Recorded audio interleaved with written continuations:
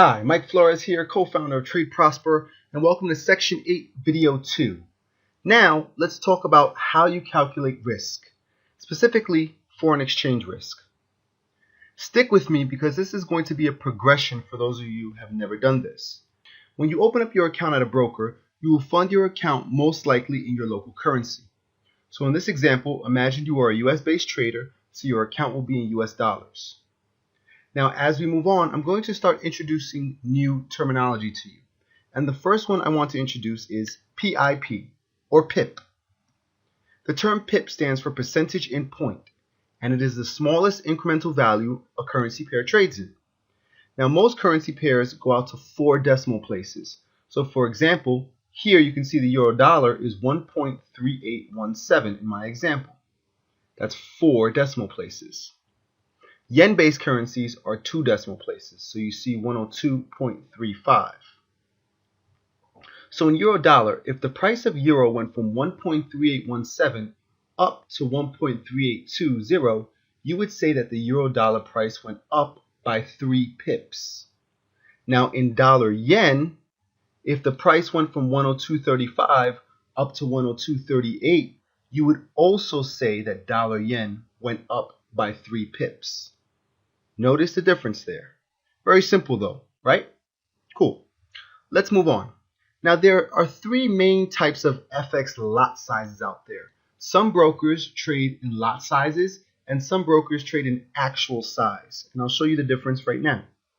Now a standard lot, one lot will equal 100,000. Now this type of trading is reserved for larger accounts, starting with let's say $30,000 or $50,000. A mini lot, which means we're trading units of 10,000. This is reserved for accounts starting with at least 2,000 bucks. And the last one is a micro lot, which means you'll be trading in terms of 1,000s, and one lot will be equal to 1,000. This is for accounts starting with anything under 2,000.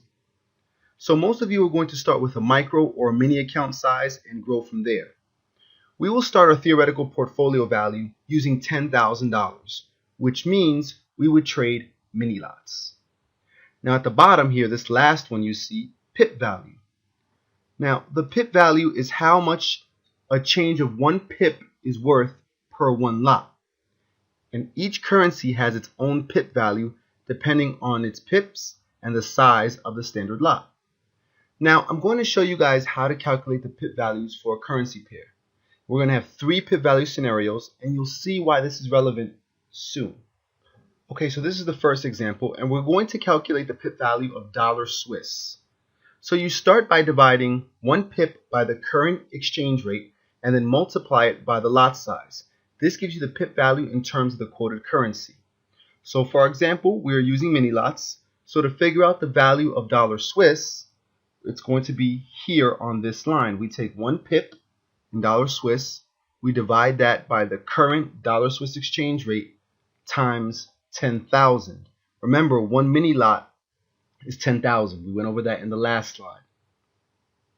Okay, so now 1 pip in dollar Swiss, it's 4 decimal places, 0.0001, divided by the current dollar Swiss exchange rate. And for this example, we're going to use 0.8853, and then times 10,000. So when you calculate all that out and you round it up, your pip value for 1 mini lot of dollar Swiss is 1.130. So that means for every pip that dollar Swiss goes higher, you make $1.13 per mini lot. And for every pip that dollar Swiss goes lower, you lose $1.13 per mini lot. All right, let's move on to another example. Now for any currency that has USD as the quoted or the counter currency, the pip value will always be $1 per mini lot. So this means euro dollar, sterling dollar, Australian versus the dollar, New Zealand dollar versus the US dollar.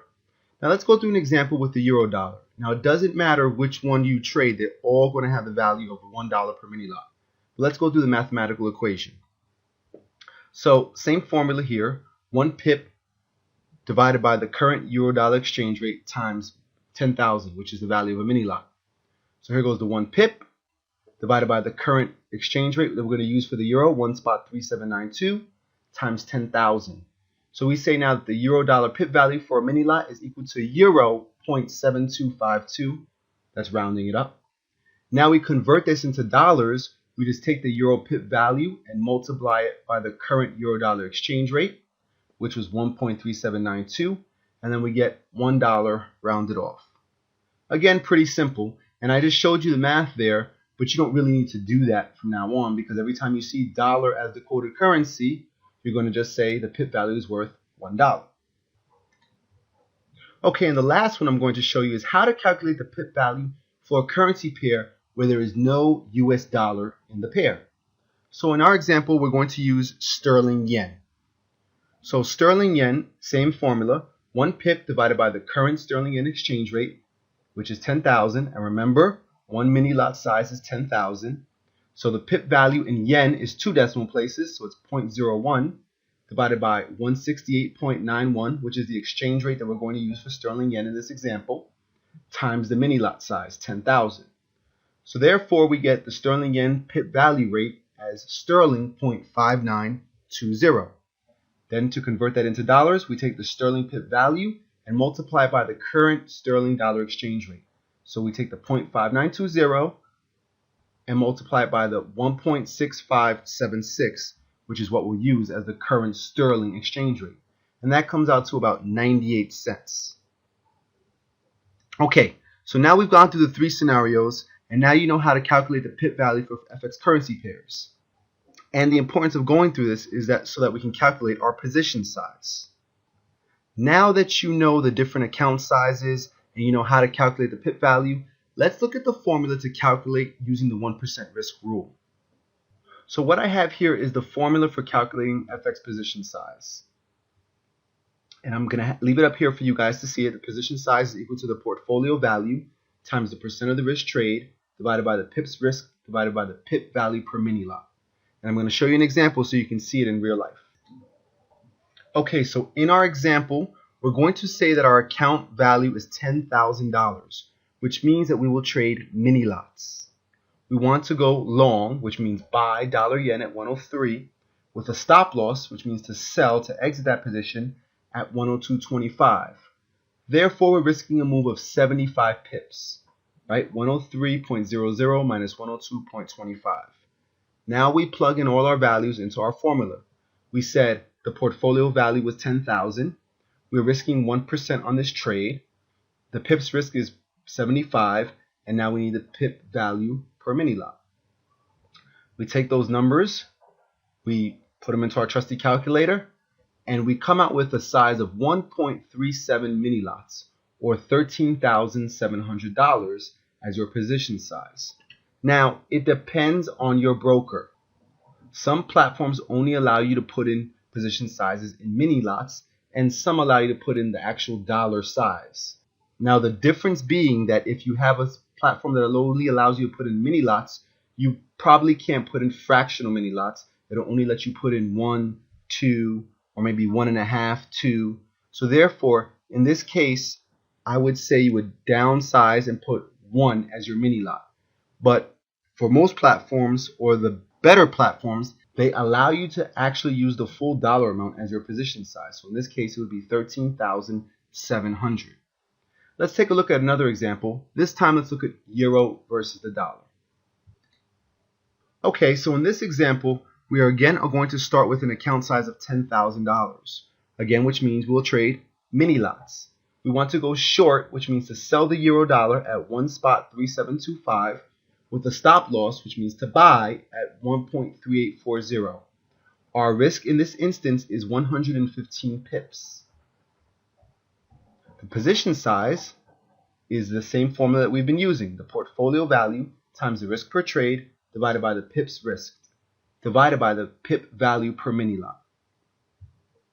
So we plug in all the numbers. 10,000 is the portfolio value, 1% is the risk per trade, 115 is the amount of pips risk, and we divide that by the pip mini value lot. Remember we said anything based in dollars, it's 1.